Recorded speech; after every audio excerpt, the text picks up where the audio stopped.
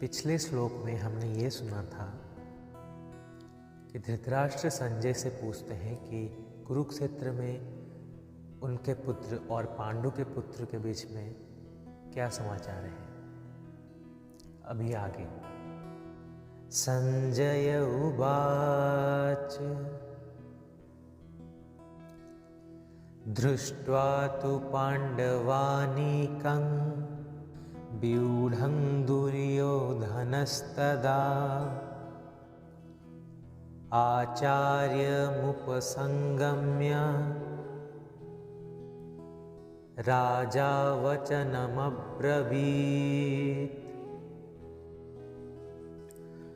संजय ने कहा, हे राजा, पांडु के पुत्रों द्वारा तैयार की गई सेना को देखने के बाद राजा दुर्योधन ने अपने शिक्षक के पास जाकर निम्नलिखित शब्द कहे। तात्पर्य: धृतराष्ट्र जन्म से अंधा था। दुर्भाग्य से वे आध्यात्मिक दृष्टि से भी वंचित थे। वो अच्छी तरह जानता था कि उसके पुत्र धर्म के मामले में समान रूप से अंधे थे और उसे यकीन था कि वे पांडवों के साथ कभी भी समझ नहीं बना पाएंगे, जो जन्म से ही पवित्र थे। फिर भी उन्हें तीर्थ स्थान के प्रभाव के बारे में संदेह था और संजय युद्ध के मैदान की स्थिति के बारे में पूछने में उनका मकसद समझ सकते थे। इसीलिए संजय निराश राजा को प्रोत्साहित करना चाहते थे और इस प्रकार उन्हें आश्वासन दिया कि उनके पुत्र पवित्र स्थान के प्रभाव में किसी प्रकार का समझौता नहीं करने जा रहे हैं। इसीलिए संजय ने राजा को सूचित किया कि उनका पुत्र दुर्योधन पांडवों की सेना को देखने के बाद एक बार सेनापति द्रोणाचार्य के पास वास्तविक स्थिति की सूचना देने के लिए गया था। यद्यपि दुर्योधन का उल्लेख राजा के रूप में किया गया है, फिर भी स्थिति की गंभीरता के कारण उसे सेनापति के पास जाना पड़ा। इसीलिए वो एक राजनेता बनने के लिए काफी सही थे। लेकिन दुर्योधन का कूटनीतिक लिबास पांडवों की सैन्य व्यवस्था को देखकर उसके मन में जो भय था उसे छिपा नहीं सका।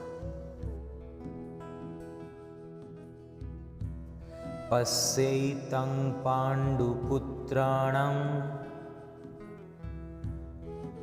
आचार्य महतिं च मुं व्यूढं द्रुपदपुत्रेण तव शिष्येण धीमता। हे मेरे गुरु, पांडु के पुत्रों की महान सेना को देखें, जिसे आपके बुद्धिमान शिष्य द्रुपद के पुत्र ने कुशलता से व्यवस्थित किया है।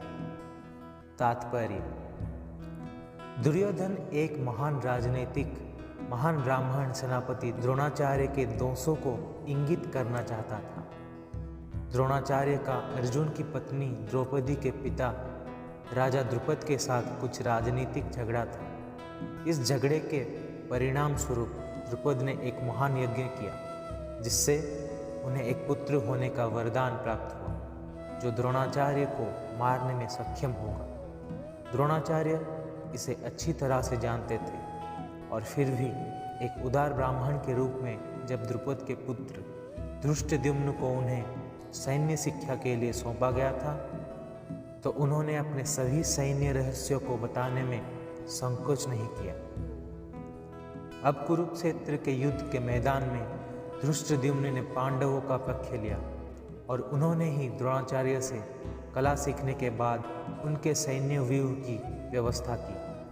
दुर्योधन ने द्रोणाचार्य की इसी गलती की ओर इशारा किया ताकि वो युद्ध में सतर्क और समझौता ना कर सके। इसके द्वारा वे यह भी इंगित करना चाहते थे कि उन्हें पांडवों के विरुद्ध युद्ध में समान रूप से उदार नहीं होना चाहिए, जो कि द्रोणाचार्य के स्नेही छात्र भी थे। अर्जुन विशेष रूप से उनका सबसे स्नेही और मेधावी छात्र था।